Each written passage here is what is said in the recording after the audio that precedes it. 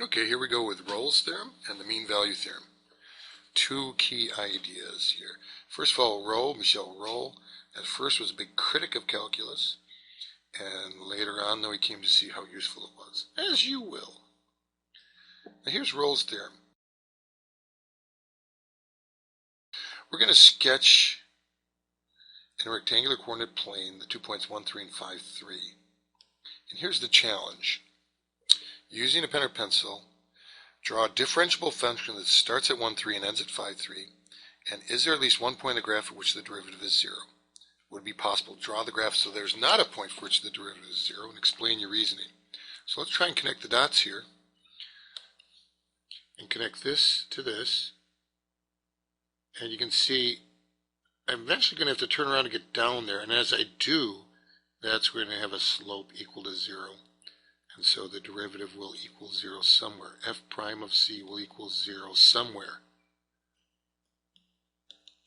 Somewhere in this interval.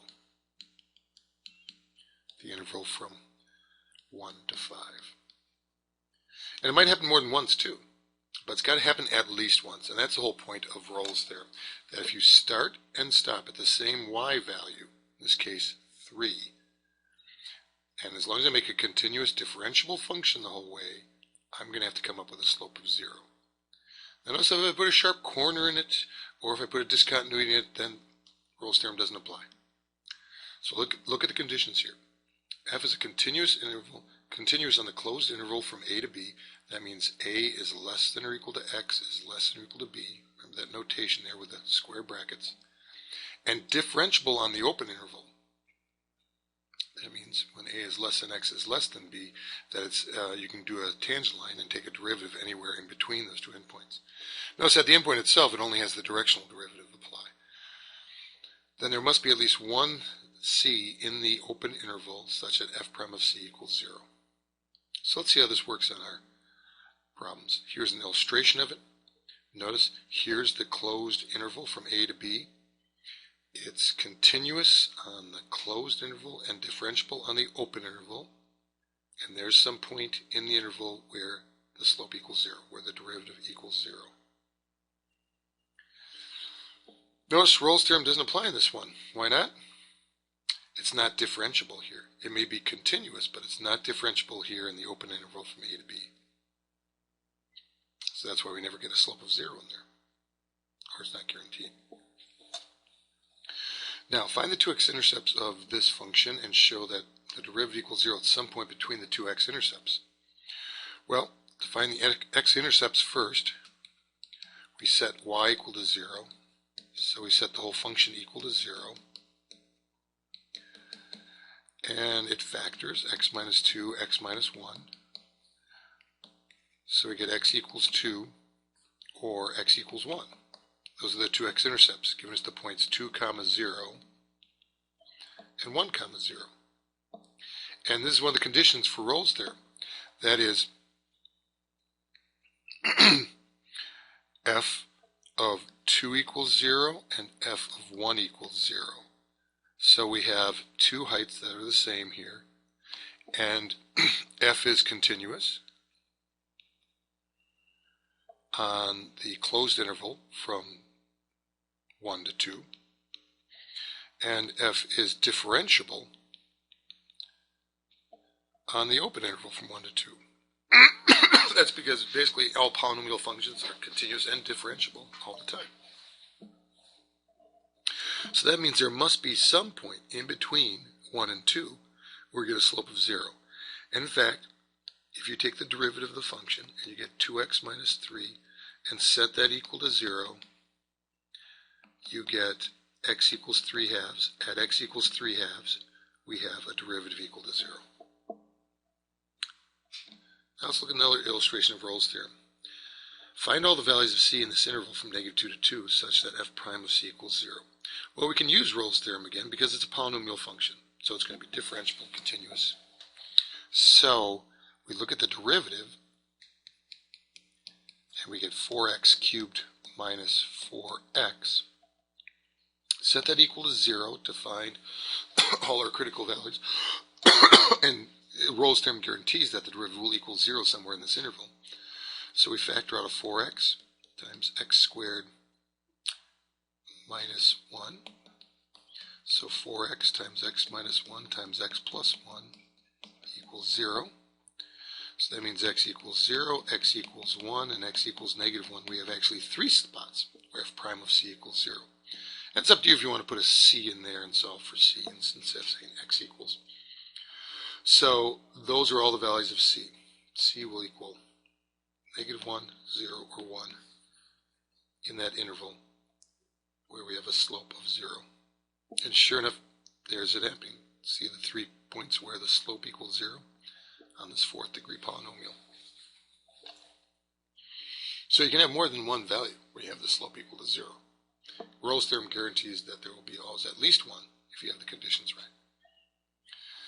Now, careful of technological pitfalls where somebody might be trying to have extra things going on, like in this function.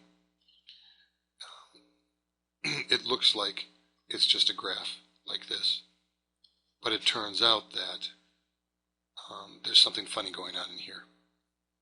So sometimes just a quick window might not show you all the details. So you have to use your own analytic abilities to see that, in this case, x equals 1 is going to have something funny going on there. Now the mean value theorem. It's an extension of Rolle's theorem. It's more general. Whereas Rolle's theorem was based on the idea that if you begin and end at the same y value, you're going to eventually have to have a slope of 0. Now we talk about a different slope that you'll have to attain. And it's basically the idea of the average rate of change. This secant line is the average rate of change. It's what we've been doing all along since Algebra 1 in terms of finding a slope between 2 points. And notice you see that slope formula over here with f of b minus f of a over b minus a. That's your old y2 minus y1 over x2 minus x1. That's the average rate of change. That's the slope between 2 points. That's the slope of the secant line between the endpoints of a segment. What the mean value theorem says is somewhere in this interval, the instantaneous rate of change will match that average rate of change. As long as this is differentiable, it's a continuous function on the closed interval, differentiable on the open interval. As long as it's a nice smooth curve there, there's no sudden sharp changes in slope, you're going to attain that slope somewhere along the line. So it's a little trickier than Rolle's theorem. Rolle's theorem is based on these 2 points staying at the same level, and somewhere along the line you'll get a slope of 0. Now we're saying if you've got any 2 points, the endpoints of the function, you're going to draw a secant line between those, and you'll attain that slope somewhere as a tangent line in the function. Let's practice this. In this video, I just talked about the instantaneous rate of change. From now on, I'll call that the IRC. Will have to equal the average rate of change, which is the slope of the secant line, ARC. Instantaneous rate of change will match the average rate of change somewhere in the interval. That's the idea behind the mean value theorem. It came about from Joseph Louis Lagrange way back when. It had a position in the court of Frederick the Great. Who else you know named Frederick? Oh my gosh. And look at this. Joseph Lagrange. Flange. Whereas Lagrange is the lofty pyramid of the mathematical sciences, flange is the honey badger of the mathematical sciences. I will take on any math problem you throw at me. Okay, so let's practice finding a tangent line. Given this function, find all the values of c in the open interval from 1 to 4 such that f prime of c equals this. Well, this is the application of the intermediate value theorem. Of the mean value theorem. That is this average rate of change, which we're figuring out here, which will be 5 minus 4 over 4 minus f of 1, which is 5 minus 4 over 1, all over 3. So we get 5 minus 1 is 4. Sorry. This is we have 4 in there. minus 5 minus 4 is 1. So I'm getting 3/3, which equals 1. So the average rate of change equals 1 as we go between these 2 points. There's that slope of 1 over 3 and up 3. So the slope of the secant line here is equal to 1, and that's the average rate of change. We're told that somewhere in this interval we should attain that slope as an instantaneous rate of change. So we're going to go ahead and take the derivative.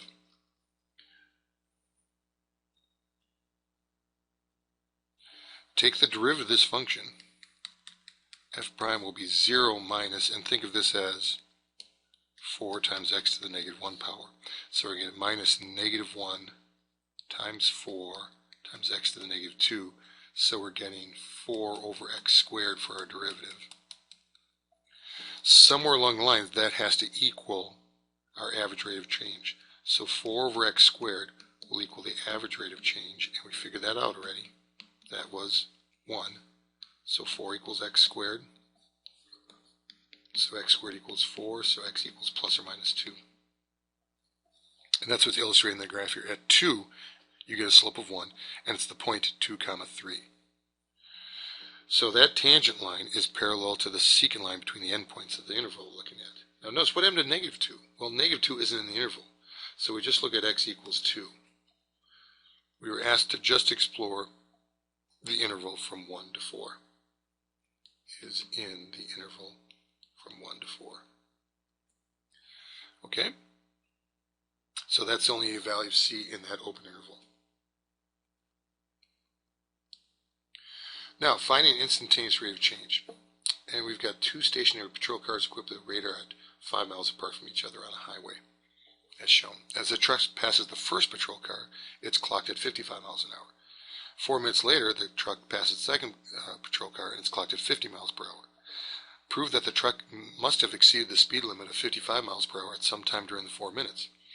Well, at first glance in this problem, you might say, oh, well, he's doing 55 here, miles per hour, and then 5 miles down the road doing 50 miles per hour. How do you know he's going to exceed the speed limit of 55? Well, it's all managed in terms of the average rate of change. If we look at time and distance here, and right here, let's call this, we'll call this spot D, or spot A, and here's spot B. At spot A, at time equals 0, he has a certain slope, that is 55 miles per hour. Now, I don't know exactly how to draw that yet, but 4 minutes later, he's at this spot B, which is A plus 5 miles. So basically, we can figure out that the average rate of change, even though he may seem to be going along at a distance like this and like this at low speeds, low slopes, the average rate of change is going to be dictated by the slope of the secant line. And the average rate of change is the 5 miles in 4 minutes. Now let's get this in MPH then. 60 minutes in 1 hour.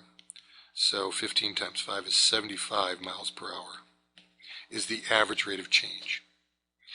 And so we're going to have to match that no matter how low these slopes are. Somewhere along the lines you're going to be going faster. That is, you're going to have a steeper slope for your distance over time. So what that means by the mean value theorem is that somewhere along the trip there, between 0 and 4 seconds, this driver must have been going instantaneous rate of change of 75 miles per hour. So somewhere in the open interval from 0 to 4, that is time between 0 and 4 minutes, the truck had an instantaneous rate of change equal to 75 miles per hour. Okay? Now here's an alternative form of the mean value theorem. And also keep this in mind so that you can know when you can apply this. If you're looking at a polynomial function, or a rational function, as long as you're not looking at its discontinuities, it is differentiable in all those spots. So that'll be handy for the exercises. Okay. Flange out.